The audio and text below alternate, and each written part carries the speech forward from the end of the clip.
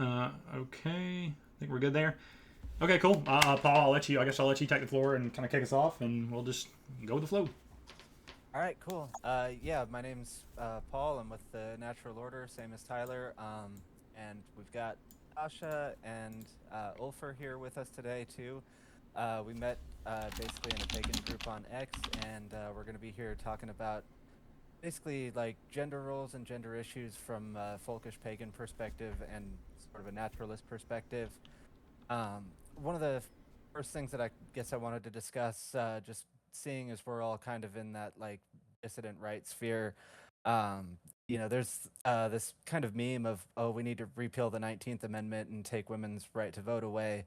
And one of the ironic things to me about that being like a big discussion point on the far right is that most of the people that are pushing that also believe that our elections are rigged and that, Jews are pretty much controlling both sides of the political spectrum. So it's kind of a non-issue to worry about whether or not women are voting if our elections are rigged. You can also look at things like the Federal Reserve was created 6 years before women got the right to vote, so they took over our economy through subversive means before women even had the right to vote, and that was a big cause of a lot of the problems that we're seeing now. So it just kind of seems like a way to shift the blame from Jewish elites that are using blackmail and subversive means to control our political system and shift it onto women and divide our race against each other. When really, if elections don't matter, then it really doesn't matter whether women are voting or not. Um, and so I guess I just wanted to bring that up as an example of how they try to divide us by gender, which obviously you can look at like the feminist versus the manosphere, and you can find crazy people on both sides of that debate who are pushing, ridiculous and absurd things that are based on hatred of the other gender, rather than on building like healthy relationships together and healthy communities. And so part of the reason for this space is that we want to build a better alternative and to give people healthy examples of gender roles, particularly by looking at some of what our ancestors believed about gender and some of what's worked in the past, and saying, okay, what lessons can we take from this moving forward to build a better understanding of gender roles and what our gender ideology should be to replace the broken feminist versus manosphere debate that's kind of dominating online discourse. So with that said, I guess I'll let our other two guests introduce themselves. Tasha, do you want to go first? You want me to introduce myself or comment on that? Both. Okay. I mean, I'm Tasha. I don't really have much to say about myself. My page is pretty new. I've been a pagan since I was like 14, 15 years old. Um, I don't, I mean, I'm not married, so I don't have as much of the insight into kind of how that works in practice for a lot of people, especially going into, you know, if we're talking about NS or other things like that. But I think I'm the only woman who's going to be chiming in here, so I guess I have that on my side. Heck yeah. But I can comment on the other stuff after he introduces himself. Okay. Yeah. Ulford, do you want to go ahead and introduce yourself? Yes, so you guys obviously know me as Ed. Far as how long I've been pagan since roughly 2018, but I've always had pagan-like views, honestly, even since I was like 8 years old, if not even younger.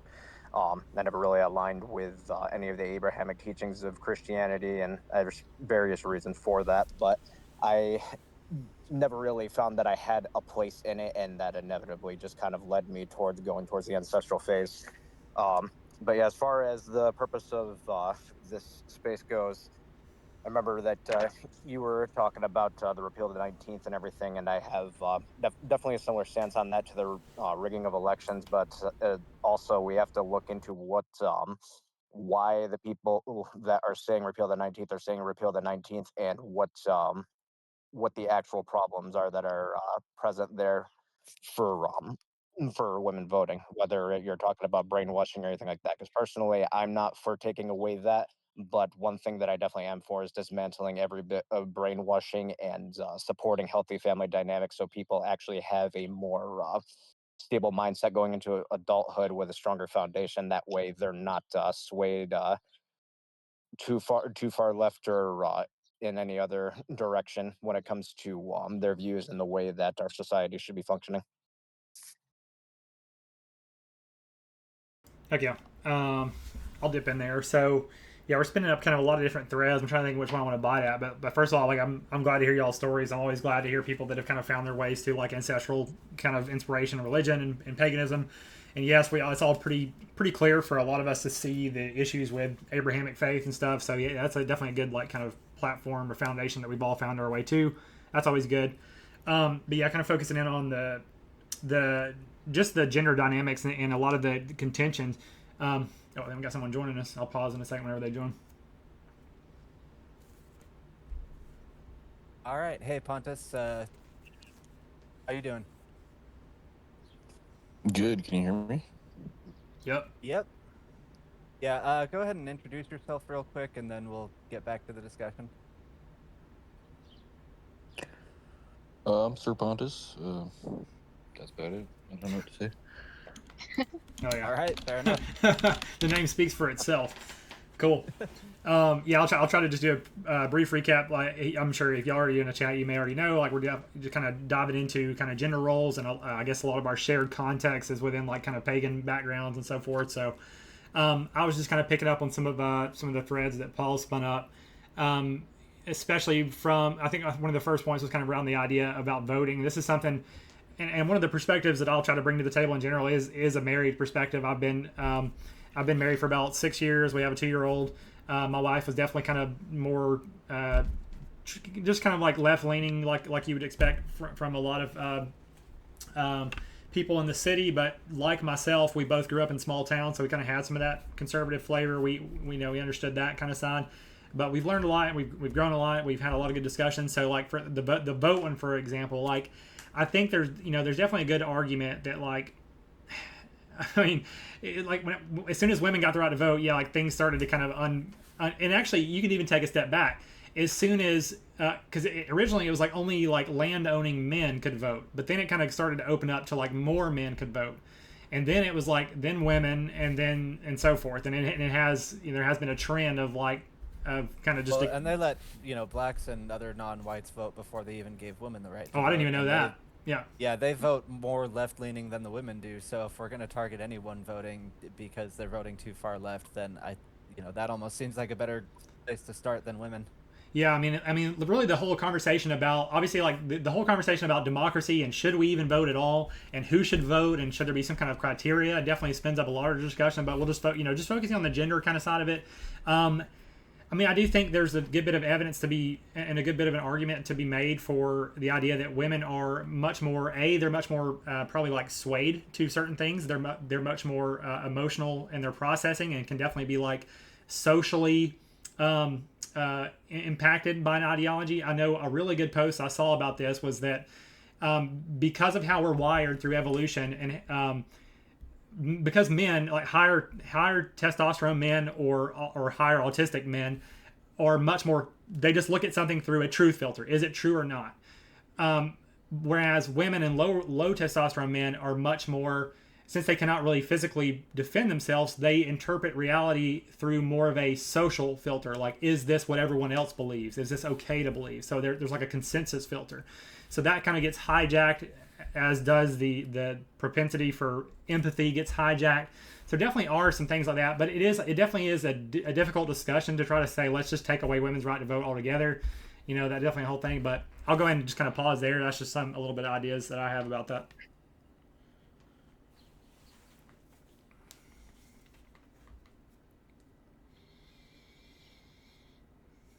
Anybody else want to weigh in on that? We just go around the horn. Yeah, so another perspective I'm bringing to this, my very early 20s, I was on the very liberal side of things. So I have that perspective and understand where they're coming from. And it's crazy, but it's funny to look at it from a different side now, because you really see the programming and the propaganda behind it. And it makes no sense when you're on the outside of it. But when you're on the inside of it, it's very strange. And when you're back on the outside, you can just see the shutdown of a lot of these people on that side.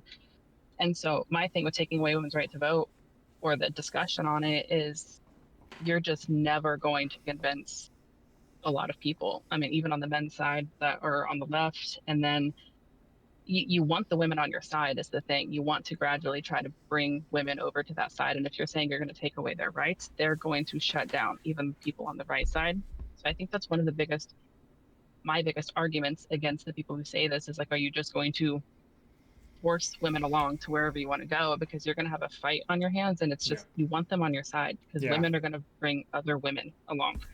So you have to have women, and it's not like, this isn't 1930s, that the culture and society is so different. Like you could talk about, if you're on the NF side, what Hitler said about women and things, and I tend to agree with that. I honestly don't give a shit about my right to vote. However, you have to trust the men, and our culture right now is just so screwed Hmm. that my biggest thing with it is, we don't have men that a lot of women are going to trust. We don't have a lot of strong men, honestly. Yep. Um, Yep. and then you've got the divide between religion, pagan, and Christian. And I personally find Christian men to kind of be emasculated. I just like, I don't care about my right to vote if I have people that I trust to make decisions for me. I don't really Absolutely. care. But it's such a bigger issue to tackle now than it was, 100 years ago, 80 years ago. And so the conversation is kind of just dead on arrival. And I think they're digging themselves into the ground if they're sticking to that and they're not willing to compromise on it, like the Mm-hmm. guys on this side. Yeah, and the like necessity of bringing more women into our movement is definitely something that we need to look at. Even if we're just looking at it like from a strategic perspective, um, like a lot of the groups that I've been involved with, and I've been involved with quite a few different what you'd call far right groups. I know my local members of like Patriot Front and Proud Boys. I've met some guys from Nova. Before that, I was very active in a lot of like libertarian groups. I worked with both the Tea Party and Occupy at one point. Um, so, I've been active with a lot of different groups throughout the political spectrum. And one thing that I've noticed, especially lately, as I've been kind of more observant of gender differences, is that the groups where the women get along with each other tend to be a lot more cohesive and last a lot longer. Whereas if you've got a group where the women don't get along with each other, they tend to break up pretty quickly because it causes a lot of drama. And if you have a group where there's no women, and even when it comes to like Patriot Front or Proud Boys, where it's a men's group, like in my local Proud Boys chapter, their wives and girlfriends all get along really well and are constantly like inviting each other over to, dinner parties or have play dates with the kids or whatever. And when that starts happening and, you're having to drive your kid to your buddy's house to have a play date and you're in a group together, well, you're not getting out of that group because you guys are socializing so much even outside of official group events. Whereas if you don't have that additional like community building and socialization going on, it's a whole lot easier for somebody to just drift away and fall off and you never hear from them again. And so, like, the fact that women have that, like, they're better at reading social cues, they are more interested in building a cohesive community. If you get good women in a group, they will be the glue that holds that group together in a way that even like a strong male leader can't necessarily lead through love in the same way that women can hold people together through love. And so I think one of the reasons that the far right is so prone to just like fracturing and infighting and not getting along is, we're such a male dominated space that we don't have enough of the women doing that kind of healthy community building. Whereas if we manage to find a space on the far right that is more attractive, let's say, to women, and we can bring more quality women in and they can build a healthy sense of community, that's going to be a draw both for other women who want that and for men who, want to meet good women. Yeah, and I think having that shows other women that it's okay for them to move to that side in a way. Because, I mean, in my opinion, when you're in a healthy relationship, I mean, a man is going to listen to his wife on her opinions, even if she doesn't, let's say, have the right to vote. You know, there's certain things they're going to discuss and talk about. He's going to want to do what's best for her too. And so having those healthy relationships and then having the women involved with the other women is a major thing. A woman isn't really going to convince a man on politics, then a man oftentimes isn't going to convince a woman on politics if it's not someone she trusts. So women talking to women and men talking to men is such an important thing that's surprisingly difficult to find, but it's extremely important to it being successful. I've got something, but Ulford, Pontus, y'all got anything before I jump?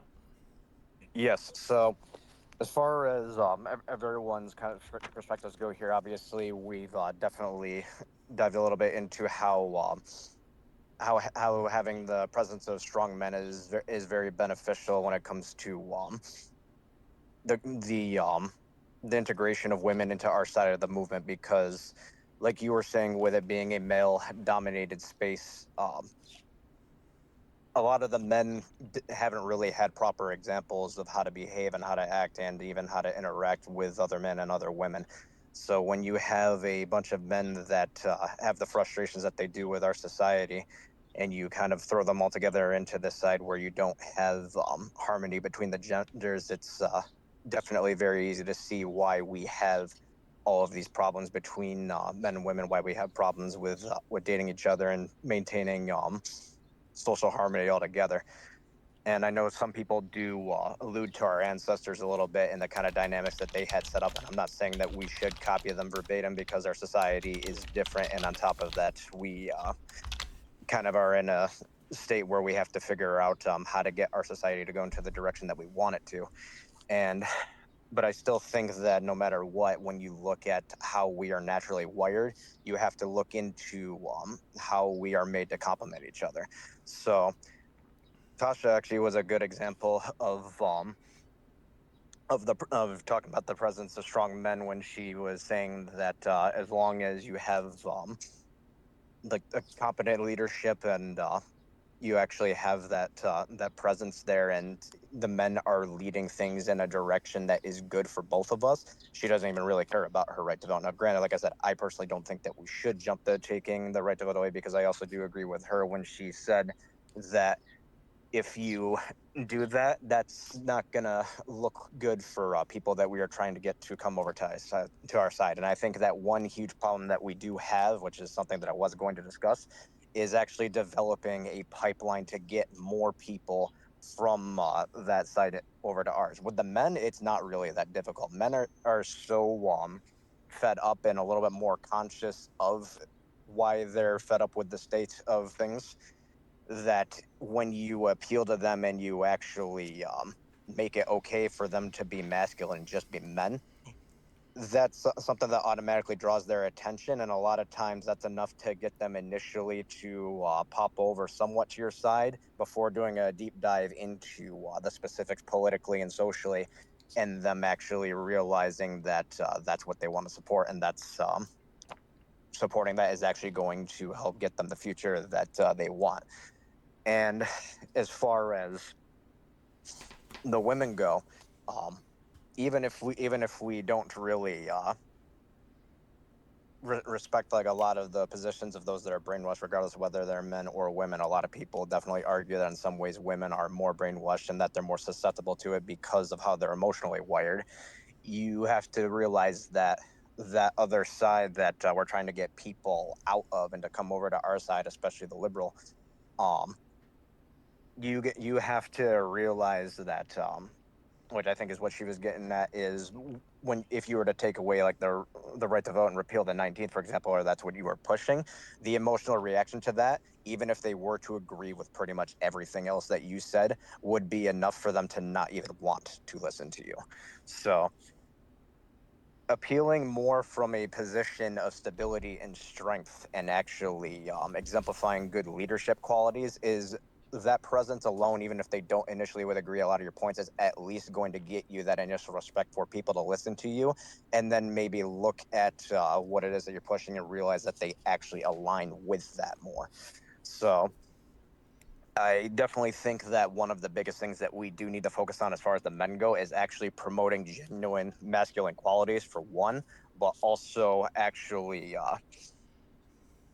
teaching men, identifying men that actually do have exemplary leadership traits, and promoting them being groomed to push towards future leadership positions. Because I think that one thing that kind of happens is that a lot of people kind of get like some initial type of social respect, and they get into a position where they might not officially be a leader, but they at least have people listening to them, and they might not.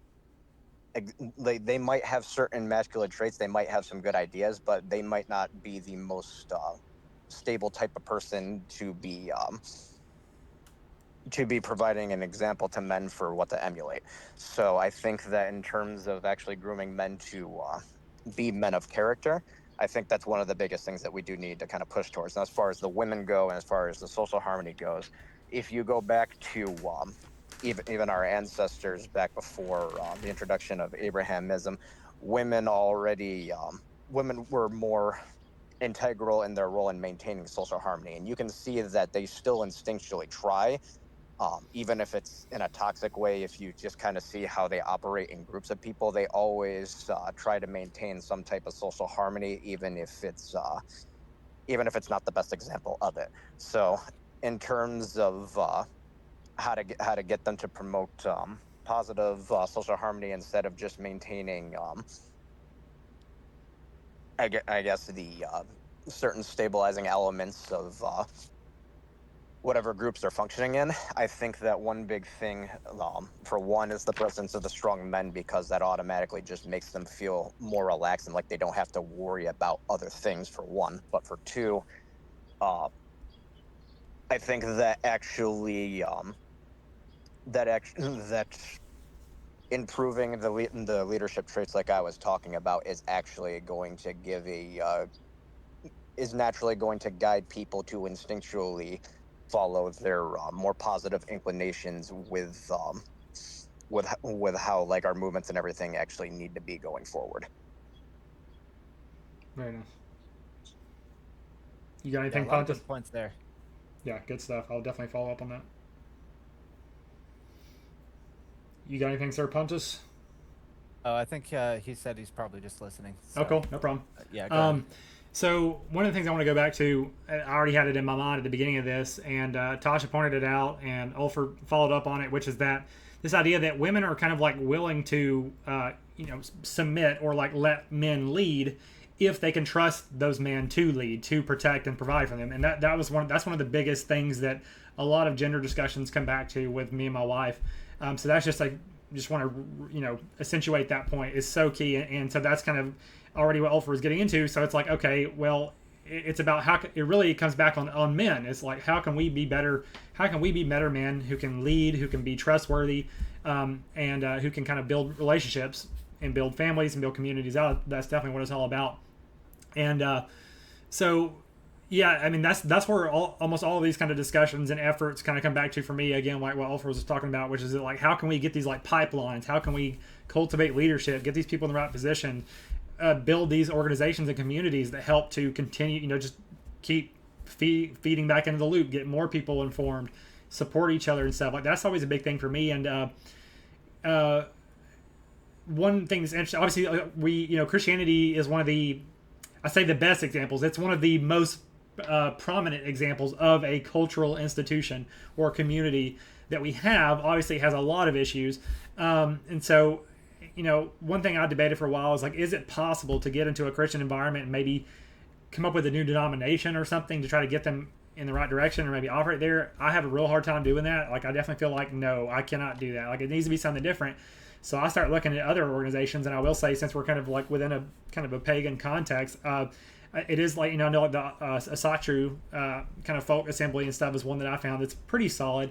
And I haven't interacted with them as much, but one of the things that I feel like I already anticipate there, as far as like paganism supporting a lot of this stuff we're talking about by itself, is that I think it for me, it lacks like the scientific kind of foundation. I say it lacks, but I mean, paganism obviously works very well with it. It doesn't really conflict with it as much. But I guess the way that I envision this kind of like way to organize, or this kind of foundational ideology to support all this stuff we're talking about, would be something pretty much with like a scientific or like a secular foundation. And then you've basically got kind of like room for various pagan expressions, like whether it's like Nordic or Celtic or Greek or whatever, they can kind of all build on top of this. So it's almost like taking a step back that's the kind of institution or like cultural package that I've been kind of like playing with for a while to help facilitate all the stuff we're talking about. So I'll just drop it there for now. I think that's kind of a good point that I'm trying to make. Yeah, so I've been practicing with the Asatru Folk Assembly for the last few years, and one of the like rituals that we've done a couple times that I think is like kind of a healthy example of gender roles displayed through ritual. We'll do sometimes we'll do a bloat where we have the women gather around like either a campfire or like an altar with candles or something with a flame, and then the men will stand in a circle around them facing outwards away from them, and we'll have like a male leader and a female leader, and the male leader will tell the men, your job is to protect the women, your job is to protect the home, your job is to go out into the world and gather the resources to provide for the home. And then the female leader will tell the women, your job is to tend the hearth flame, to keep the community together, to make sure that you have a warm and inviting home for the men to return home to, and to take care of them once they get home from doing all those difficult things out there. And and once we've kind of acted out those gender roles of the men being that protective wall that surrounds the women who are that warm and inviting place to come home to, then we join in a circle together, united as folk, and finish the ritual from there. So I think that's kind of a way that we can take the gender roles that we know we're supposed to have, where men are supposed to be the protectors, we're supposed to be the providers, and women are supposed to be, the caretakers and nurturers, and basically act those out in a ritual sense. But I do think that you have a point where, at this point in modern civilization, it's not as simple as just resurrecting what our ancestors did in the past. We're living in an era of scientific advancement. We know so much more about genetics than we ever did in the past, and we can look at our DNA. We can look at the average differences between men and women, and we can point to, well, men are significantly physically stronger than women. I actually saw one study that said that 99% of women are weaker than the average man, and only roughly 1% of women are about as strong as the average man. It's like, if you're significantly stronger than the average man as a woman, you're like a 1 in a million outlier. It's pretty extreme. But then on the flip side of that, women are more flexible than men. They can, bend their joints a little bit further than we can. Um, they're more lightweight, things like that. They have better manual dexterity. Like, part of the reason that women care more about fashion than men do is that they've been making clothes for thousands of years, because they have the little tiny fingers that can sew a lot easier than men can. Um, so, those are some physical differences. Obviously, there's also some mental differences. Men tend to be more like logical. Women tend to have a better ability to read people's emotional state, and be more empathetic. So we each have different physical strengths. We each have different mental strengths.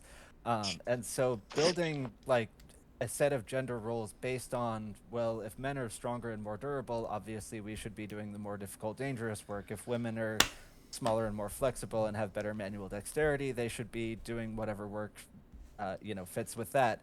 If men are more logical, obviously there's going to be more of us in STEM fields. But if women are more socially adept, there's still a lot of roles in society where being good at social skills is useful, and women can be useful. And one of the issues that I see, particularly with like right-wing Christianity, is there's kind of this idea that it's 100% on the men, and there's basically no role for women other than being a housewife and supporting your husband. Whereas with paganism, you're still supposed to find a husband. You're still supposed to, fulfill that role just as much as your man as a husband has a responsibility to you as a wife. But there's a little bit more open-mindedness towards, well, women can use their intuition and their empathy in ways that benefit the group socially. We don't just pigeonhole you into this one role and that's it. You're allowed to have a little bit more flexibility outside of that.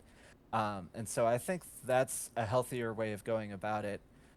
So I guess I'll leave it there, and we can go to Tasha next.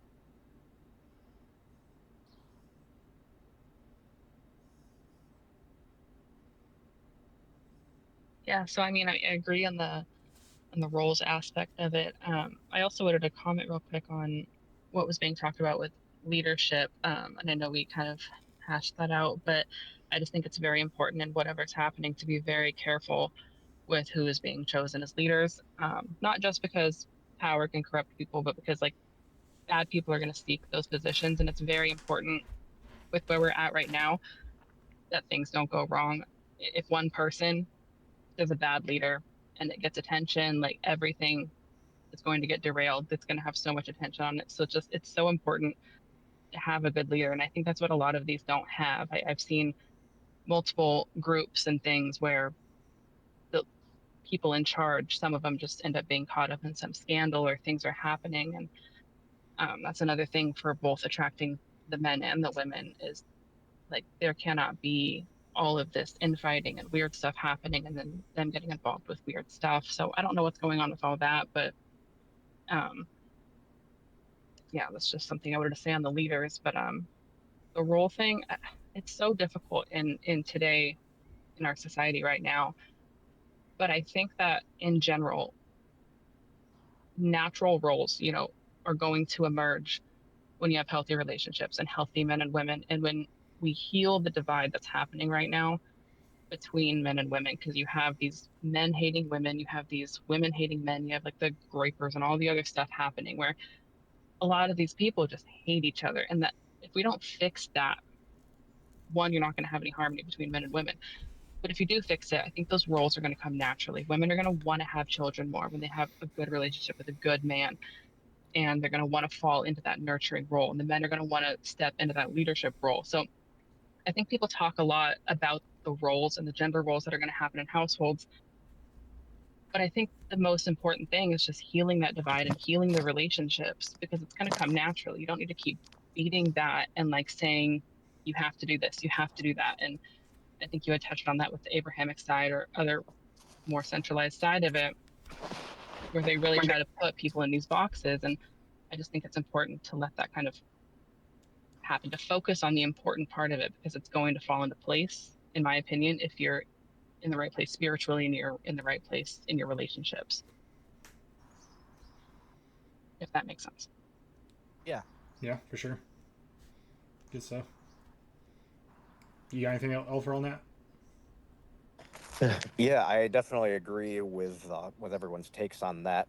As far as the roles thing goes, it is something that isn't exactly easy for us to really kind of get people to realize where the proper balance is, especially with the state of everything. But what I was talking about before with pipeline, because this is actually this kind of goes into how we actually get people over to our side and to realize these types of things. So one thing that we have to look at is how people are already getting over to our side and what's effective. So one thing that I have noticed, even for some of the people that are in the pagan sphere now, is a lot of them, especially the ones that came as either as atheistic converts or as converts from Christianity. They one thing that often happened is they actually started more on the traditional red pill side of things, and then they eventually ended up getting introduced to our sphere, and then ended up realizing in the long term that it was actually more aligned with them, and they ended up coming over to our side. So I think one thing that's actually good to help us get people over to our side is to identify what the key factors are that are getting that are appealing to everyone, that actually um, gets them over to our side, and looking at the factors both for the people that are coming from that red pill side or even from other perspectives as well. So but I think that one thing that definitely would help that a lot of men don't actually realize what the rules too is they try to focus on women and men, obviously, like having like specific roles, and like trying to figure out where they kind of I guess where the lines are. One thing too, though, that I think a lot of people don't realize is not just what makes the women fall into their natural roles more, but what makes men operate within their own roles more efficiently too. And when you improve one, you inevitably improve the others. So if we actually are focusing on improving the I guess the natural aligning of what of the rules for the genders, and you are actually getting people to fall into them more efficiently, more easily, and without I guess, really having I guess without having much of a struggle, just with a natural appeal. Uh, when you have the women operating in a smoother fashion, the men are also going to operate more smoothly. So when you were talking about keeping, I guess, women essentially away from the front lines, because you were mentioning Patriot Front and a few other groups where they're primarily a men's group, and kind of the role of the women before. One thing that I think definitely is definitely good is to find a way to use women's natural gifts to support the movement, support the men, because not only does that take things off the men's back so that they can actually focus on the things that they are good at.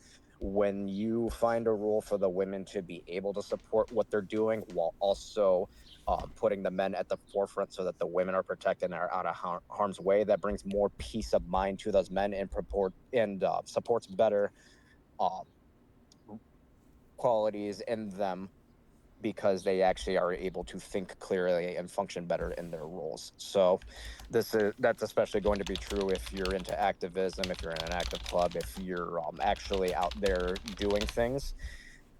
And I think that even for all of the single people that kind of are having a hard time with that, it definitely creates an environment that more people are going to be drawn to, and it's going to actually allow a place for more families to be formed on our side between the pagans that honestly should be having kids. Because that's one thing that we definitely need to fix as far as our community goes, is we do not have enough pagan people that are like us having kids while they are younger. And I don't necessarily mean that they should be having them, right off the bat as soon as they leave high school. But in general, too many of them often either don't find anyone at all, or they get into relationships where they settle too much because they can't find someone that aligns with them, or they end up getting they find someone much farther down the road, and they could have potentially gotten to where they should have been sooner had they had a proper pipeline into a community where they had more like-minded people. That's one thing that I definitely wanted to touch on, because we're looking to improve the community of folk-centric pagans, of folk-minded people, and that right there, focusing on that in general, no matter if we're talking about activism, promoting harmony between genders, fixing our societal issues, our economical issues. That's something that we need to put emphasis on as far as fixing. Heck yeah. Um, Yeah, yeah, you there's get an it. Go ahead. intersection also between that idea. Oh, sorry. No, you're good. Do You you got want to it. say something? No, you got it. Okay. Originally you were talking about voting and how women vote differently, with more emotion, and I think that ties in sort of with what he's saying about women's roles in the movement as well, because honestly, women are viewing things from a more empathetic standpoint. They are voting with empathy a lot of the time, and part of the issue is that a lot of these women don't have children. Okay, they don't have something to care for like that, and so within the movement, it's good to give women something to do, something they can care about. You have to get them to care about the movement and what they're doing and why they're doing it. And then, yeah, women should obviously have kids. A lot of them don't have them though. So they need certain roles where they do this. A lot of the reason they vote the way they do is because one, they don't have kids, and then they just have this toxic empathy where they want to help everybody. And it's kind of like, white women domesticating every animal they can find, right? They do the same with people. It's like, we want to help all these people. All these people are hurting. Oh my God, what are we going to do about it? And that has to be channeled. You can't just ignore it. It's there. It doesn't go away. And that's why I also think it's good for women to be involved, because they can help that. Like, they can appeal to that in different ways that men aren't really going to necessarily understand. And it's there. You can't get rid of it. They're just more empathetic. I have to check myself on that stuff even. I'm like, maybe I shouldn't put all of my energy into that and care about that as much, because it really doesn't align with what I'm trying to do. So it's something you have to channel. So, Yeah. Yeah, if you don't mind me touching, this is basically just two sentences, but you're basically talking about the the proper application of our instincts versus versus the subversion of them that we've been taught that we need to. Yep. exactly. Yeah. Yeah. Yeah. Yeah. Absolutely. Like you said. Yeah. Like women's natural empathy can definitely be hijacked, and that's a lot of what we see on the political sphere. Whereas if we can kind of get that channeled in the right direction, like having kids, helping with the community, or just focusing on in group even is a good step in the right direction versus just like let's save the whole world, let's focus on it's. But yeah, I definitely in that direction. And one thing I kind of wanted to kind of tie it together is a lot of it we look at through a political kind of thing. Like we think about like there's like a political divide, like the men and women are out there. And one thing that I know that I see a lot anytime I want to like get more involved with a group, like I've been interested at Patreon Front and stuff like that at times, like maybe checking it out. Like I definitely get like a kind of I get a feeling from my wife and even in myself where it's kind of like, this just puts me at risk. This puts my identity, my career, my family. It puts a lot of things at risk to like really try to be directly, because that really is like the front lines. And a lot of it makes me think about like historically, like when men are going to war, like no woman is like, I feel like women are never like, they never want their man to go to war, but it's like, sometimes you've got to, you've got to be able to make that sacrifice. So there definitely are ways to handle that political sphere, but I definitely think for me, it always comes back to, let's focus on the cultural sphere, because I do very much see politics as downstream from culture. And if we can get our communities and cultural institutions sorted out, then the kind of political side flows naturally. That's like, for example, obviously like the way current state that our politics are so heavily affected by the two major religions that are out there, one being Christianity shaping the right wing, and then the other being like basically wokeism kind of like shaping the left wing. So if we can kind of get like that religious, cultural, community layer sorted, then we're in the right place. And on that note, I think some of the things that Ulfer was talking about, which is just again like the logistics of like how can we get more people onto this? How can we organize? How can we get the right leaders? Just all the logistics of community building. This is the kind of like this has been my headspace for so long, and I'm. If y'all are okay with it, I'm always interested to go in that direction and hear y'all's perspectives about. Again, I brought up the Asatru folk, but it is very sparse. It's hard to find. It's hard to find anything outside of Christianity. It's hard to get like Christians or like pseudo Christians to like experiment with new things. It's hard to get the ball rolling. It's hard to really get momentum. It's hard to even find anyone who even. A lot of people just don't even ask questions at all. They're just totally offline. It's like we're starting on like square one, like. Just getting the ball rolling. So that's something I think about a lot. How can we do that? How can I find other people, especially locally? Like, yeah, we can start online, but we definitely have to push locally as well. And just how do we start doing that? And the last thing I'll say is just, again, as part of that, definitely the family is the building block. Like any, the goal really I feel like for individuals is to like get into a relationship first, like, work towards that. A lot of people say like, I want to fix political problems so that I can have a relationship. And it's like, yeah, that's true. There are a lot of political problems that make it hard to get a relationship, but ultimately most people's effort is probably better channeled to do everything you can do to work towards a relationship, whether it's just getting in shape, working on your career, do stuff like that. As hard as it is, just kind of set politics on the back burner a little bit, because you end up, maybe this path is for some people like Nick Fuentes, like he just goes full on the political route, but he says, because I do this, I can't have a family, I can't have a wife, because she doesn't want to be sitting here getting death threats and all this shit. That's understandable. So maybe there are some people who take the full-on warrior path, but for most of us, like focus on a relationship, do that first, work through that. I feel like, rather than like, there is a big divide between single men and single women, but if we can kind of build these like church-like cultural institutions where families and couples are the building block, that really just creates that ecosystem where more singles can come together, more relationships, more families, more communities, etc. So. Yeah, to touch on something that Ulfer said earlier about like pathways into sort of the far right, or whatever kind of movement whatever you want to call the movement, I guess. One thing that I've noticed that I think is kind of lacking is there's not really as much of a pathway in for women as there is for men. Because for men, you've obviously got like Patriot Front and Active Club and Proud Boys and these other groups, that are basically men's clubs. But about the only way for women to really get involved in the movement and do something, and I think Tasha kind of touched on giving women something to do, like the religious institutions seem to be about the best way to do that, whereas there's not like a political action group for women. And honestly, like I wouldn't want to see women going out and marching in the streets in the same way that men do, especially within the far right context, because I don't want to see women having to get into fistfights with Antifa or whatever. Um, as some of the men's groups on the right have ended up doing. So, in the absence of some kind of women's club where women on the right are getting together to sew and have dinner parties and whatever, basically getting involved in some kind of religious institution, whether that's the Asatru Folk Assembly or I'm not sure how many other like pro-white pagan organizations there are out there, um, or even like conservative right-leaning pagan organizations. I'm sure there's probably a few others, but or if you're not a pagan, maybe your church or whatever. But that seems to be about the only pathway into actually finding a community for women. Um, so that makes that even more important.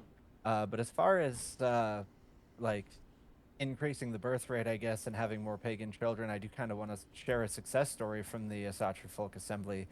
3 years ago, Baldershof, which is the closest to the AFA temples to me, they had their first like May Day Spring Fertility Festival 3 years ago, and the uh, basically priestess of that particular temple gave like 10 people pieces of the ribbons from the maypole, and of those 10 people, all 10 of them 3 years later have had at least one baby. Some of them were single at the time and are now in like I think they're all married, but they're all at least in like committed long-term relationships, and they've all had at least one kid since then. So 3 years, 100% success rate on that, and a majority of the people who got one 2 years ago have already had a kid as well. The spiritual side of that, of having the gods give you a blessing towards your fertility and towards finding a partner, I think that is important, partly because I think the spiritual side of it is real, and partly, even if you're not as convinced of that, like the psychological aspect of, well, the gods are giving me this blessing, that's going to increase my confidence to go out and meet women or men and find a partner. um, and even for the people who are already in a relationship, of having that community that's like, well, if you have kids, we're going to support you. And like the environment that they have for kids there, like they've got a nice like big play area for the kids. If the kids are being noisy, we just keep on going with the ritual and smile at the funny noises the kids are making, basically. And so having a good like family oriented culture there is a big part of that faith, and that's something that you're going to get more out of a religion than you're probably going to get from like a men's group, even though the men's groups do encourage men to find healthy relationships.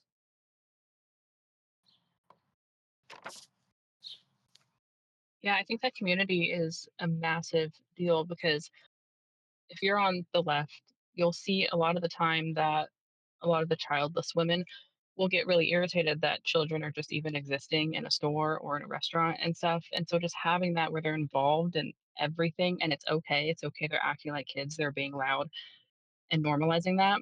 That's something I feel like we've lost. People get annoyed with children for being children and for just existing in the world and for messing up because they're children. And like that shouldn't be happening for the vast majority of women. It's like this nurturing instinct hasn't been awoken in a lot of women, and women just need to have interactions with children, even if they don't have children. You'll notice that if a woman holds a baby and she doesn't want a baby, she'll kind of want a baby like immediately, at least for a moment. And it's just something that, I mean, society and the culture itself has systematically been trying to stamp down and get rid of. And so bringing that back and that nurturing instinct back to women is just a massive thing. And not for like cats, but for babies.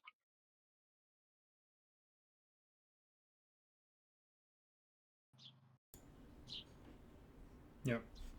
Yeah, absolutely. Yeah, I just come back to it makes me want to get back involved with AFA. Like I definitely kind of I talked to one of the local guys and stuff, and they do have some meetups, but I get kind of lazy with that kind of thing. But that's always in the back of my mind. Like I do need to be involved with the community. Like again, like as many problems as Christianity has, they have the infrastructure. They've got the community infrastructure. They've got the church infrastructure.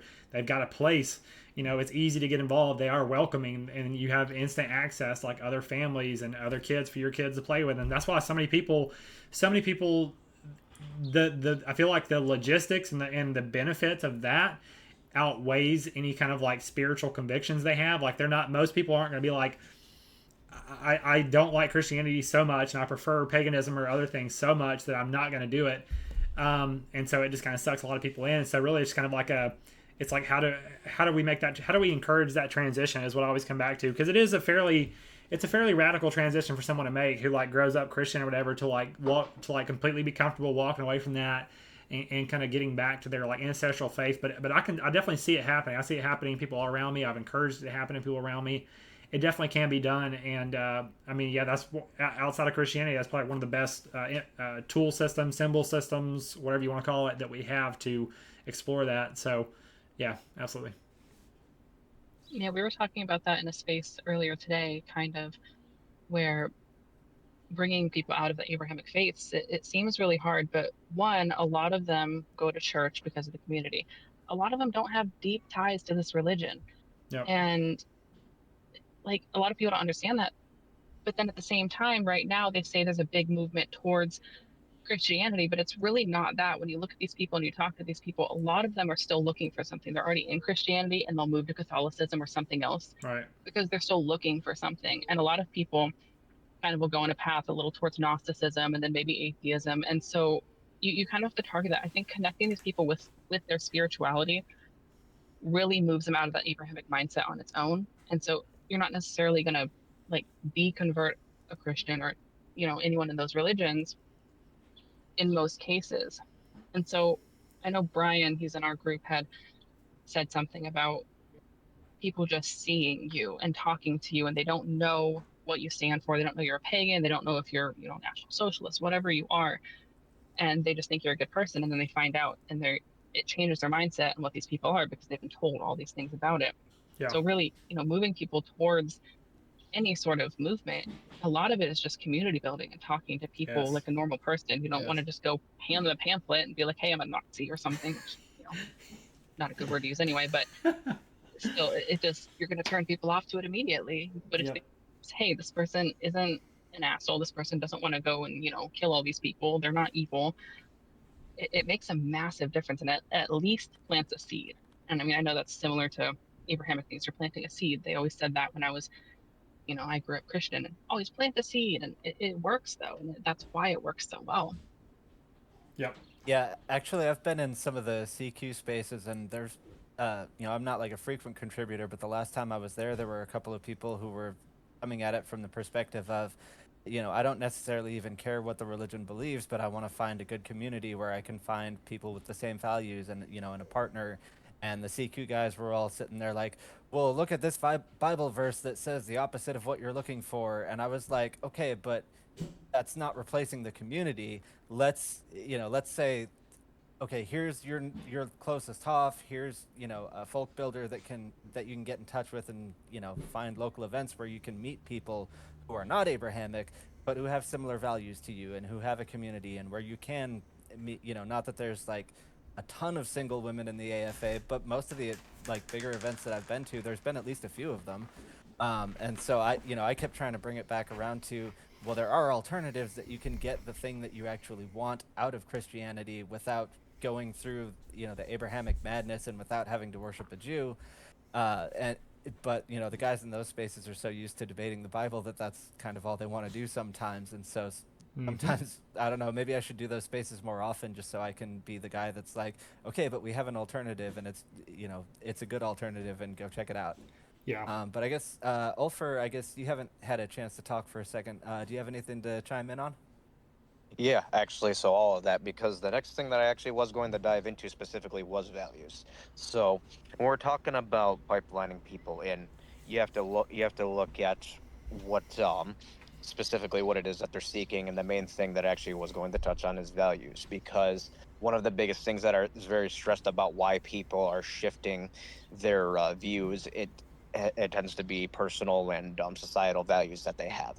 So you have to take a look at why they have the appeal to the specific values that they do. Because one big problem that I've noticed with like the red pill sphere, for example, is that they'll talk about, for example, traditional values, but then they get people away more from the spiritual end of those values, and they will kind of push them more in the direction of materialism, and kind of just going with an image to project, as opposed to actually spiritually building up the person, actually getting them to be centered and grounded, and getting them to value the more non-material things that they should be. So you guys are talking obviously about the AFA and a few others. I think there's another organization that's called Ravensfolk United. I don't really know that much about them, but the CQ space has actually mentioned them quite a number of times. So one thing when it comes to values is you got to figure out what it is that people are actually drawn towards and what it is that they want to get out of something. So you were talking about people going to church and not even really only really going for the community. So one thing I've noticed with a lot of people, especially the younger millennials and the late Zoomers right now, is that they are trying to be, some of them actually are trying to be more spiritually grounded, and they're trying to be more involved in church. And my friend actually talked with me about this yesterday, and he ended up telling me that one thing that he's been doing is because he's someone that a lot of people just talk to. He's a very relatable person. He's very charismatic, but he tells them, "Hey, be honest with me. How he's like, when you go to church, do you actually feel anything spiritually?" And he said he kind of gets like a little bit of like a discomforted reaction for some of them, but then usually after a month they go, "No, honestly, I don't," because they don't like to admit it. And a lot of that has to do with the brainwashing that's present in the Bible, obviously, and with like the denial of Christ, going to hell, all of that. There's the fear factor, there's the guilt with the dying for your sins and all of that. And he said, okay, he said instead of trying to get them to kind of just take like a hard look into all the stuff with paganism, what he does is, for the people that are actually looking for something spiritual, is he actually gives them some kind of small things to focus on with an intention. So he'll depending on who he's talking to, he might give them like something that's like a minor energy work type exercise, where they actually will kind of experience some sort of they might get like a spiritual experience out of it. Or he says, okay, he said, so if you want to figure out what you're called to, or he's like, be honest, like, what do you kind of feel called to? And he'll kind of figure that out, and then he'll tell them, all right, so what he said, well, I want you to do, he said, is I want you to kind of just focus in your head like you're gonna pray. He said, and I want you to with the actual intention for what you are aligned with, as far as like the divine goes, like your matron, your patron, or whatever deities. He said to with intention, ask them to reveal themselves to you. Because if they're doing it if they're not just doing like some like random exercise or looking into something more like knowledge based, you're trying to get people that are actually looking to find their spiritual center. You do that from a genuine place of them trying to reach out without trying to get them to delve into something that they're not comfortable delving into yet. And typically, he said that so far he's actually had 100% success rate with them experiencing something and them looking into paganism afterwards. Because one of the biggest things as far as these pipeline goes with the CQ is really good when you're going at it with people that aren't necessarily going 100% towards the spiritual inclination, especially when you're more trying to get them to realize that a lot of it's brainwashing, that it's Jewish, and you're trying to get them to steer clear of that. And that kind of gets some of them to start looking into that. And some of those people do end up finding their spiritual center more afterwards. So I think that actually appealing to non-materialistic values that people have actually is more beneficial, because some people will never admit it. But one thing that I've noticed, even with the people that are more materialistic, is that they're never really satisfied, even if they do end up improving themselves more in that regard, whether they set themselves up better financially, whether they make a better image for themselves, even if they're more fit and they do feel a little bit better about themselves from that. A lot of them still, though, even if they become more materially successful, they have a better image with people, and if they're more social, they still realize somewhere deep down that they're lacking something, and they're never fully satisfied with the direction that they've been pushed in. And they don't realize it's because they're not fully they're not fully aligning with who they truly are deep down. So that spiritual center that we're talking about is something that we definitely need to be pushing more with our people, because that spiritual center is actually going to cause them to look at what it is that they value outside of material things, and that's actually going to make them look for better qualities in people, both on like a community level, who to socialize with, and for partners that actually align with them too. So that's one thing that will definitely help people with the dating pool.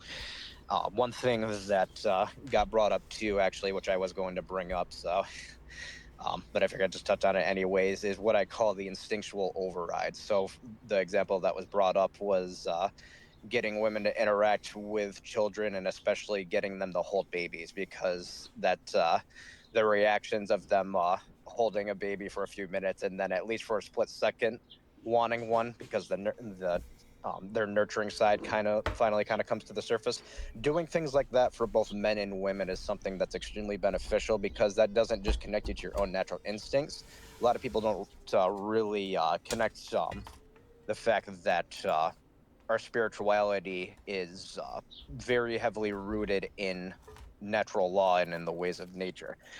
Whereas with Christianity being a more text-based religion that actually oftentimes defies what's natural, when you actually get people to root themselves a little bit more naturally, even if it's just on an instinctual level like that, that oftentimes will lead them more to searching for their or building their spiritual foundations, and actually aligning themselves with where they are supposed to be, or where they actually should be.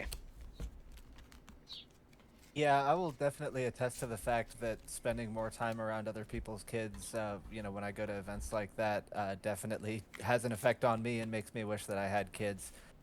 Also, what you brought up about like doing spiritual energy work, that's kind of like experimenting with that is what took me from being almost an atheist, like somewhere between atheist and agnostic, to at least definitely being agnostic and knowing there was something out there. And then over time, that eventually led me towards paganism and, down what's been a really very interesting spiritual journey over the last few years.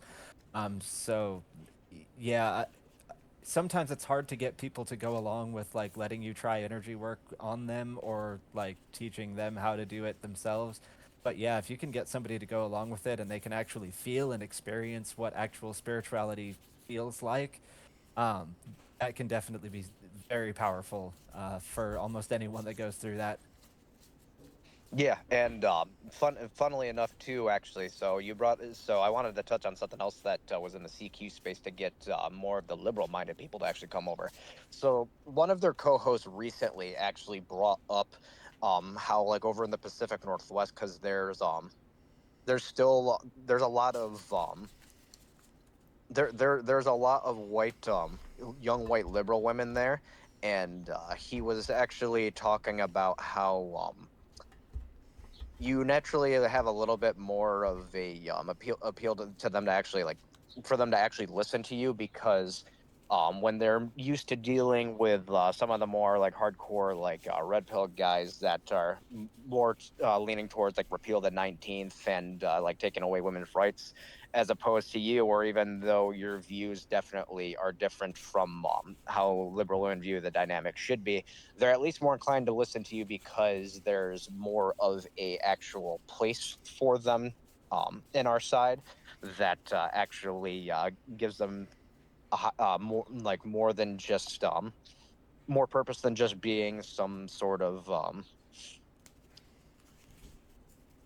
I guess breeding apparatus. But um, what's interesting though is he was talking about how you can actually use that to kind of get conversation going with them, and you can talk about certain like economic and social and political problems, and actually gradually lean them towards what the true causes of that are, without being just full-blown racist right off the bat.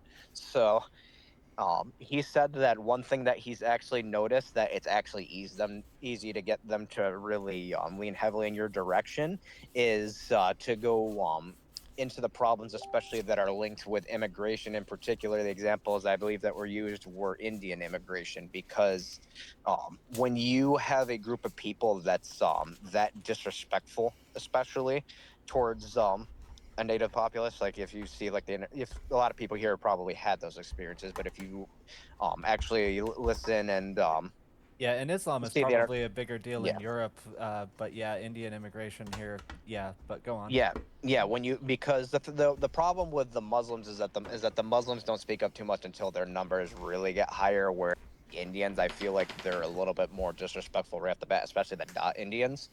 And he ended up talking about how you can kind of gradually, the longer that you talk to them, get them to see that they're coming across the same types of people um that are irritating them. So when they like, for example, let's say they think like right off the bat that it just tends to be most men that they interact with, and then over time you eventually end up getting them to realize that the problem isn't the white men, but it's actually all the fucking brown men that fit the stereotype for what they thought was the average man before. You kind of end up getting something to click where they're like, wait a minute, and you steadily make them more racial over time by just talking to them and appealing to them in that regard. Because you started off with, hey, like, I don't necessarily agree with that, but I still agree you should have the right to vote, be able to do this, still be able to have a job, all these other things. It's like he said, I also just think that more of you, saying it a little bit different, but you should say, I also think that more of you should be in more successful relationships, happier, and having kids, because then at least you'll trigger the conversation where they're like, well, wait a minute, why is it important for me to have kids? And then you actually dive into the topics. Yeah, I can speak firsthand from that with my wife over the years, is just having that time to talk. And like you said, you don't come in and like hardcore like throwing like racial ideas out there or whatever. You just kind of start having basic conversations about like, well, what do you think about this, or how do you think about that experience, or and then they start to connect the dots, and you just give them a place that you just affirm their intuitions about these things, and that's a lot of what is needed. And one thing I wanted to go back to before, one of the big ideas that I remember kind of thinking about was that like once these certain ideas kind of hit the Overton, they'll just like once it hits the Overton, then all since women are very socially minded, they'll just bandwagon over. Like right now, they kind of bandwagon against it because that's kind of the consensus. A lot of it being driven by forces higher up. But like yeah, once Everton moves, then it becomes normalized to believe a certain way. Then they're like all about it because this is what everybody else thinks. And so I think that it's all about building that momentum and getting that turning point. And going back to what you were saying, Ulfer. I think there's like at least three kind of approaches to like this pipeline or getting people to move. Yeah, you can think about it like an ideological pipeline, either from kind of like no beliefs or like Christian beliefs onto atheist, agnostic, to more pagan explorations and stuff. I definitely think, yeah, like, that's a good point. That like there definitely is a spiritual angle for a lot of people. Like that's really what they're looking for, and that's what they. And like you said, you can give some practical examples of like real spirituality, not like fake synthetic. What I mean, Christianity, is warped as it is, does have pieces of that, and that's why it does grab a lot of those people. So that's definitely one selling point. And there's also like a logical selling point, which is big for me. There's a lot of people who are just very atheistic, agnostic, very logically minded, and you can just have logical conversations and just help them move along that way. But eventually they'll get to these roadblocks where their logic kind of runs out, and they'll kind of be forced to acknowledge that there are some forces at work, and you can kind of go from there. And then again, and I think that those two, the spiritual and logical, is what we're going to really have to do at the beginning while we're like really just piecing together the first few people. But once we start to get groups and start to get some logistics and some foundation, then I think you really start to be able to appeal to the larger masses, going back to what I said, just because in a more practical sense, they're just looking for people to talk to. They're just looking for people to hang out with. And so if you get 4 or 5, plus people together and start to form something, start to form a group that can go for hikes, that can get together for picnics and stuff, then it's so much easier for people to just start, and it just goes from there. So I look forward to seeing that in our lifetimes for sure. Yeah, it's one thing that I actually want to touch on too, because Castillo actually made a made a reference to a success story. So I guess one good example too that kind of touches on a lot of the stuff that I've been discussing is as far as the material aspects and everything goes. So one big problem that the red pill sphere has that I was talking about with pushing people kind of more towards the material end is that instead of teaching people to actually find for example instead of teaching people to actually find others that they more naturally align with, it teaches a lot of young men especially how to play like the games with hypergamy and everything, and that's actually a huge problem because all that really is doing is feeding the issue even more. Because if you push more of the men into the direction that of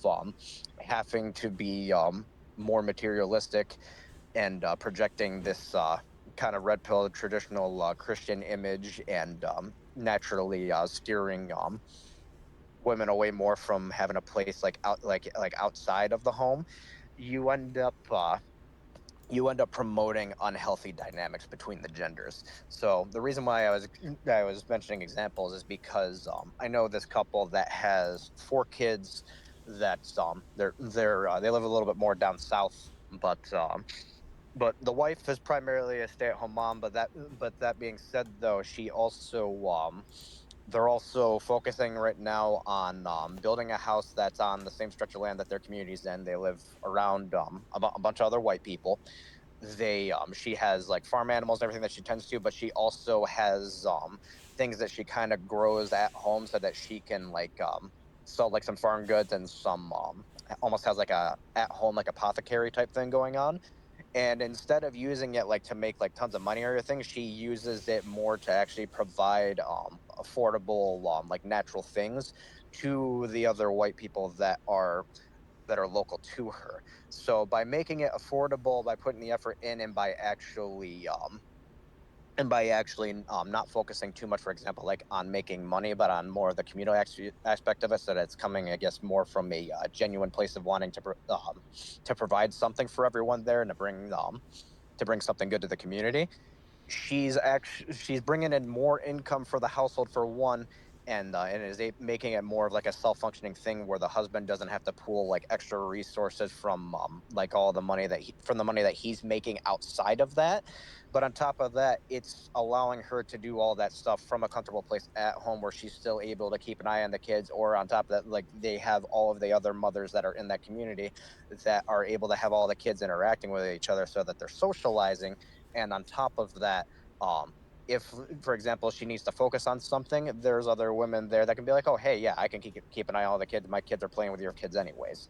So they have a nice stable foundation there at home, and the husband is away working a lot, but he comes back, and I guess the men have like security because it's within a kind of a cordoned off community. So they actually have shifts where some of them do security like based on their work schedules, but they obviously still make sure that the men are like able to like go home, be with their families. It's not just, oh, you're only away providing and doing security. But the reason why I'm saying this is a pagan couple, and the husband really doesn't make that much.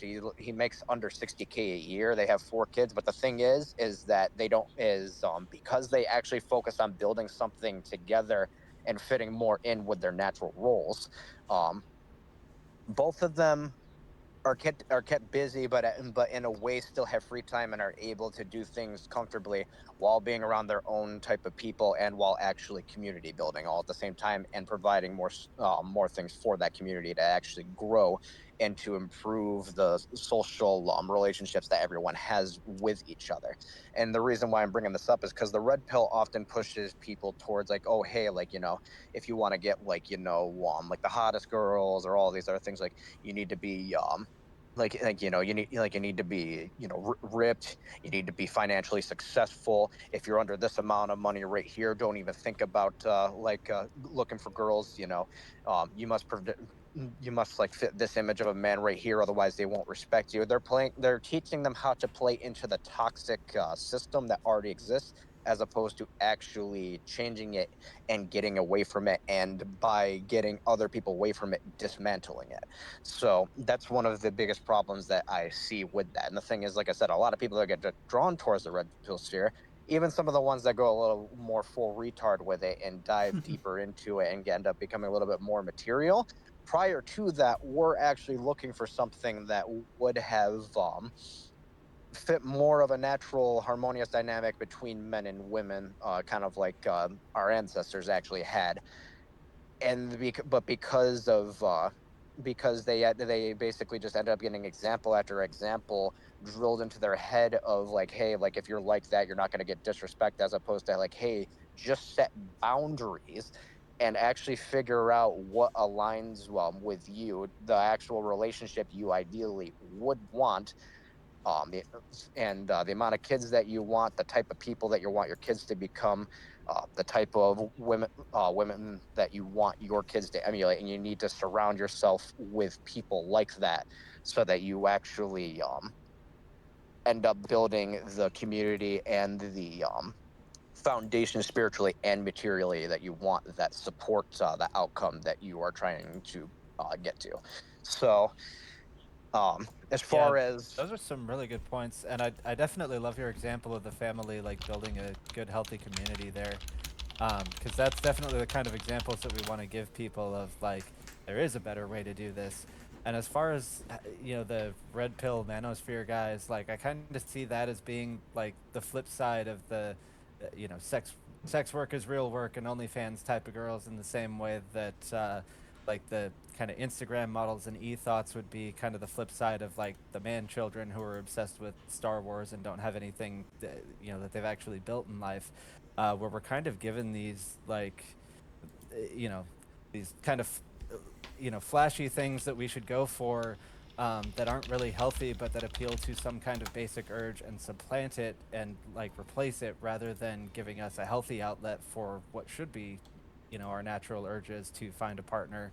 And obviously people want sex, but you're kind of supposed to want to have sex within the context of a healthy relationship for building a family, and not just go out there and try to get laid like a pickup artist, or yeah. try to make money off of getting laid like an OnlyFans hoe. So yeah, I definitely see they're giving both sexes these bad examples of what to do, but that get you what you want in a very short term way, but in a long term sense, they really don't get you anything. Well, yeah, So yeah. yeah, because like one of the narratives that I see constantly pushed with it too is the whole thing with saying like, oh yeah, you need to be able to like get your make it so that your woman like never your woman or women, which personally I think that I'm personally a monogamous person, um, but they talk about basically being able to retire them and make it so they can just be a stay-at-home mom. And the thing is that's something that you absolutely should go for, especially if you want kids. You should at least want to be able to do that. Now, one big problem though is like I was mentioning, playing into the hypergamous games and the type of women to actually go for is, for one, they don't actually end up looking for people that are genuinely long-term compatible with them, for one, which is a huge issue. But for two, what I was talking about with examples to emulate. So obviously they talk about problems with like the modern family dynamics, and that's what cause a lot of the issues. But instead of actually focusing on how to fix that socially, for example, they end up talking about, oh yeah, the solution is purely financial, and you basically barely viewing women as people. And one of the biggest problems with that is, let's say for example, you get extremely successful, you get a really hot woman, you're happy with that outcome initially, and then you start having kids. Well, for one of the biggest problems is that they don't actually push these red pill people to actually spend time with their kids, for one, which is awful, because now they're not getting the masculine example that they actually need. It's just like, oh, dad's away at work all the time, I'm supposed to just um, only focus on making money and never interact with my family. So you're creating a problem with the men right there, right off the bat. And that creates a problem with your daughters too, because then they don't actually end up looking for men that actually treat them properly on a daily basis, or even talk to them outside of, when they make babies. For two, now they're at home with that person that you got by playing these hypergamous games. So now that they're stuck at home with that, yeah, sure, she might fall into more of a natural role because now she doesn't have to worry about anything financially. But is that better than having someone that you actually had to build financial foundations with first and actually develop a proper relationship with them so that your kids actually see healthy interaction between their father and mother, because that's actually how people initially develop their sense of affection and what to look in and the traits to look for in the opposite sex for their own partners when they reach adulthood. But like I said, you have them stuck at home now with someone that you got by playing into hypergamy, and now your kids aren't going to have your values. They are going to have the values of someone that that got to where they are by one, not building something with them, by not properly interacting with the other sex either, and that more than likely has a materialistic mindset that is just going to make the future generations, um, when they get into their own relationships, um, feel dissatisfied and what is it yeah, they won't be content overall, because all of their needs all around, not just the material, but their spiritual and social needs with each other aren't even being met. They don't have any proper dynamic with each other, and that's why I'm kind of talking about the success story overall, is because, like I said, the husband really doesn't make that much money, especially in comparison to a lot of people I know that make more than that and that are overall worse off financially. Because, and a big part of it too has to do with their relationship dynamics, because like I said, he makes under 60K a year. They have 4 kids. They can easily have more. They're young enough to have more too. um she's got a whole thing going on at home, and she's actually creating a system so that they have more income while making it affordable to the others in their community and building that positive relationship with everyone. But on top of that, it's also helping too, because this way he doesn't need to keep putting in unnecessary hours where he's not able to interact with his own kids like outside of like the little bit of time he might have before they go to bed after he gets back from work. So, Yeah. and on top of that, there's more time for him to spend with his wife, one, so that they actually maintain their relationship and their marriage with each other, but on top of that, so the kids actually can see that and actually have a good example of that. So these are a lot of the problems that I see with the red pill end, because the materialist aspect of it ends up taking away from everything else, because it's what's mainly focused on. You can teach a guy to freaking peacock all you want financially and physically, and don't get me wrong, men should be physically fit, but as should women too. People in general should be physically fit. But when you take away the things that actually allow people to be fully centered as an individual, and to be able to be their natural selves, and to be able to exemplify good behavior between them and their spouse, so that the kids actually have proper examples to emulate when they themselves get older. um Kind of lost my train of thought a little bit for a moment there, but Yeah. you get Well, what I'm getting at as far as the yeah, dynamics you've made go. a lot of really good points there. We haven't heard from Tasha in a minute, so Yeah, if I don't want to keep talking too much, so all right. I'll stop there for now. Yeah, Tasha, did you have anything to add in on this? Oh God, my ADHD brain is like juggling so much information right now. Um, so there was something I was going to comment on, but I think I lost it. Um, All right. Well, Tyler, do you have anything you want to go off on while she figures that out? I don't think so. I'll probably have to wrap up pretty soon. I mean, I love it. Ulfer is hitting on so many good things about just like, I love just in general the idea that there's this possibility out there for like white communities that can support each other. It reminds me of what they're doing with like the Return to the Land and stuff. That's definitely very ideal. And then just a lot of good commentary about like what to look for in relationships and the importance of kids, and of course the toxicity of this whole like grind set. What's his name? And what's the one dude's name? The whole manosphere shit. We know what we're Like talking about. Andrew Tate? Andrew Tate, yeah, like that whole Yeah. crap. A lot of people get sucked into it, but anyway, yeah, I mean it's pretty good for anyone who's paying attention. You know what to look for, what's important. So yeah, I definitely agree with pretty much everything he was saying there, and yeah, that's pretty much all I have Yeah. for now. So I guess one thing I'll jump in with to kind of tie it back to the spiritual side of things, within like not even just folkish paganism, but like even just general, paganism, you've got like this idea of the divine masculine and the divine feminine, and they have their different traits. And so I think if you go into, like I've got a group of local friends who are basically like crystal hippie chicks, to put a label on it. One of them is like has an energy work business, and then she's got like friends around her, and so and I was kind of nervous about bringing up my political views about them, even though as far as spirituality goes, like she's very effective. We're all learning quite a bit about how to do energy work together. But as long as I come into it with kind of a nuanced stance, like they actually can handle a lot more discussion about healthy gender roles than you would expect from like a lot of other people on the feminist left.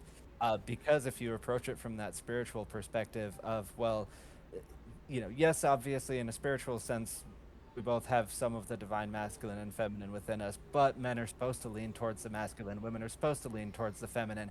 And if you get into spiritual terms with them, they can usually handle that discussion of what's a healthy role for a woman, what's a healthy role for a man, what are we supposed to do for each other, how are we supposed to complement each other and mirror each other in a way that, the more like atheistic and materialistic side of the feminist left, they're not going to be prepared to have that discussion from a spiritual perspective, um, in the way that a lot of people within the mainstream pagan world do. Now, obviously, there's the crazy LGBT pagans, and they're off the deep end in their own way.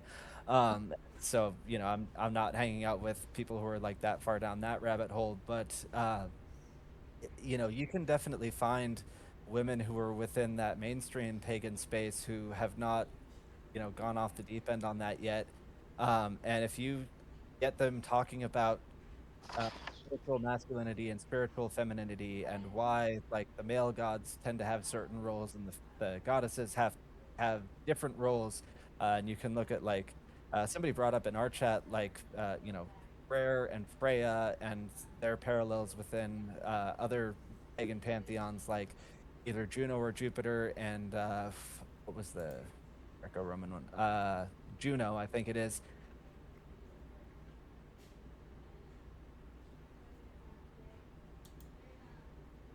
Oh, did we lose Paul? We might have. Oh, no, we lost me.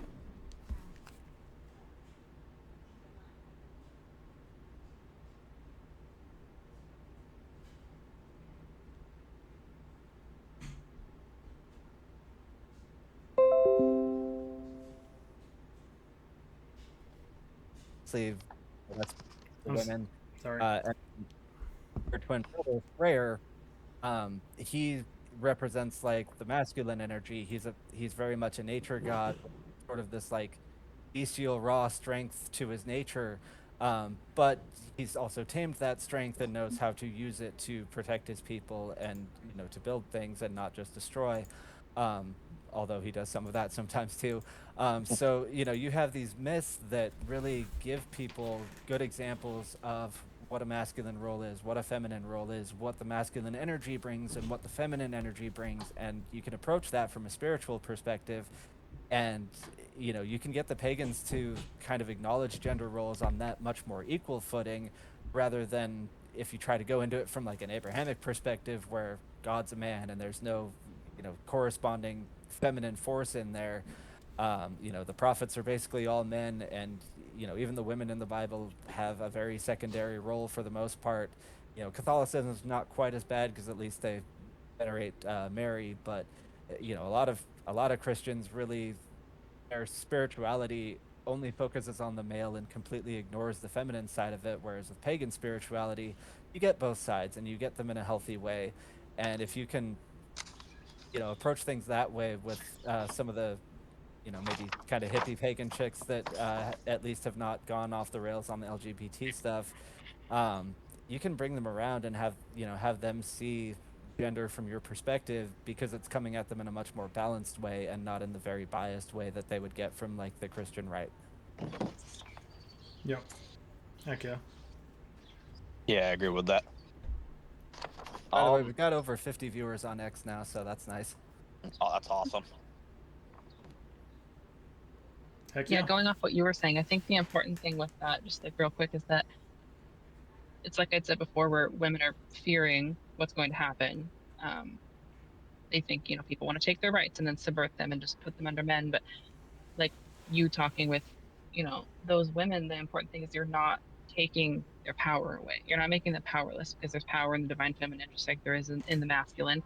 And that's just such an important thing, is that you're not taking everything from the women, no matter what's happening, whether, they lose the right to vote or not, whatever, it doesn't matter.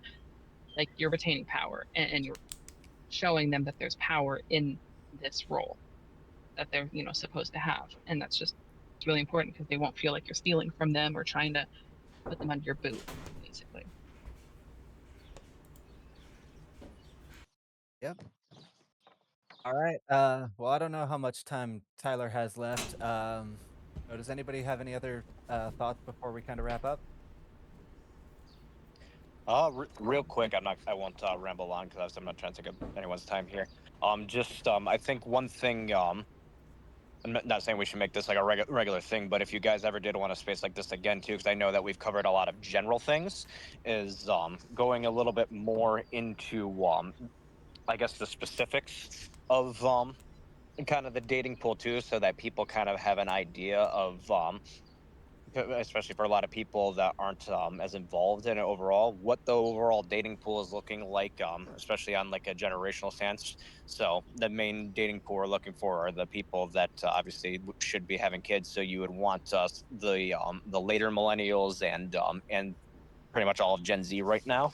So I think it at some point, if you guys did want to cover something like that, we could easily do that, because one thing that we could talk about too is actually things that we can do like specifically, whether through organization or even just kind of like taking journeys and going to actually interact with other people, is the types of activities that people that are like us like to do, so that we're doing those things and putting ourselves in positions where we can meet more people like us, for one.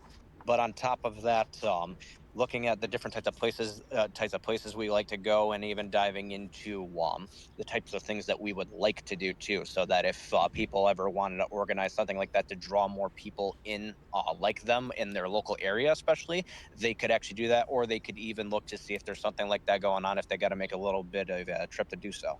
I think that's something that would be very beneficial, because I think that that type of outlook and providing real examples of success stories is something that is going to be very inspiring for people like us to actually realize, wait a minute, there are more people like me. There's got to be someone that I am actually compatible with, that aligns with me, that I actually would want to be the other parent to my children. And this actually kind of makes me want to have kids again, because that's actually what finally coming over to this side actually was what made me decide finally that I honestly would prefer, even though I don't have it, I would prefer to have a lot of kids. If I could, I would prefer to have a bunch of them. So I think that overall there's probably a lot more people that and I've kind of experienced this, that underneath all of that, despite all the problems and all the things that are kind of leading them away from that, there's a lot of people that would make good parents that honestly, deep down, even if they don't acknowledge it, really do want to have kids, and that's and want to have the types of relationships that we've been trying to promote pretty much this whole space. So I think that's something that we could actually dive into, and we could even talk a little bit about like some known statistics, and actually use even though we disagree overall with the direction they push people in, actually use a lot of the stuff that's in the red pill, because there's actually still a lot of good information present there to our advantage, so that we can talk about how to do those types of things, and how to avoid, I guess, the types of people that you probably shouldn't be interacting with or get into relationships with too, even if it's the full blown even if they're people that are pagan, or like you were kind of talking about, they don't exactly like align with like folk pagans like us. So that's really all that I'll that I'll talk about for now, but I think that some people out there actually would be interested to hear, I guess, some more specifics about the dynamics and kind of building an image of each group and going into a breakdown of how to actually successfully navigate and get away from all the social games being played so that you actually find someone that you can build something with. Hell yeah. Well said. All right, Tasha, do you have any closing thoughts? No, I think I'm good on that. All right, Tyler, anything else to add? No, I enjoyed it. Good topics, good discussion. Good to meet y'all. I look forward to, All right, like you cool. said, Ulfer, and doing more in the future. All right, yeah. Hopefully, we will be doing more panel discussions like this going forward. For anybody who wants to rewatch this or see any of our other content, we've got the Natural Order channel on Odyssey, and I believe you've got it on YouTube as well, right? Yep. Yep. Yep. Okay. Yeah. So you can find some of our past work there. I've also got a novel out called Secret Hitler that you can find on Amazon. You have to search under books, otherwise it'll bring up the board game. And if you liked what you heard about the Asatru Folk Assembly and you want to give one of their events a try, you can check them out at runestone.org. So I think that's all the shilling that I have to do for the end of the episode. But yeah, great call, guys. I really enjoyed this. Awesome. Yeah, I enjoyed this too. Thank y'all. I'm going to go ahead and stop the stream there. All right, cool.